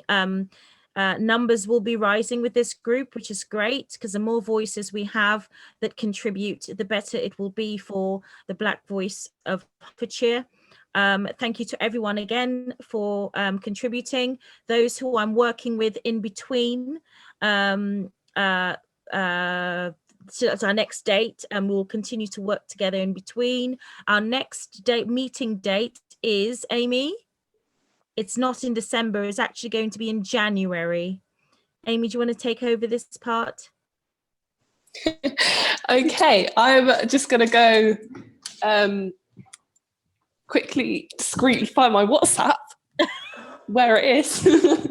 So, yeah, our next one will be, because obviously we have the holiday season. Last Friday of January. Yes, I think that is the 28th from the top. There is it's the 29th.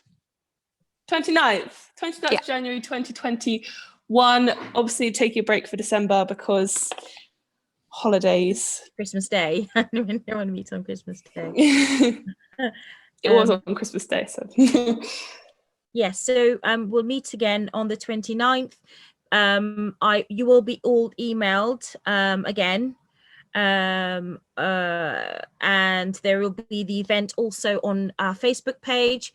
I welcome you guys to please join us on Instagram, Twitter, oh gosh, where are we? Facebook, where are we, Amy? Just everywhere, really. All the social medias. Yeah, when I send round the recording for this, I will attach the social media and basically every place where you can get involved with Black Voice Letchworth. Yeah. But our main page, where all of our information will be on, is our Facebook page and our Instagram. That's our two main pages, and everything else just filters out from there. Oh, and we're on Twitter as well. Right, guys, I hope you guys benefited from tonight, and I will see you guys in January. Thank you so much for coming. Thank you. Okay, thank you. Thank you. Bye. Bye.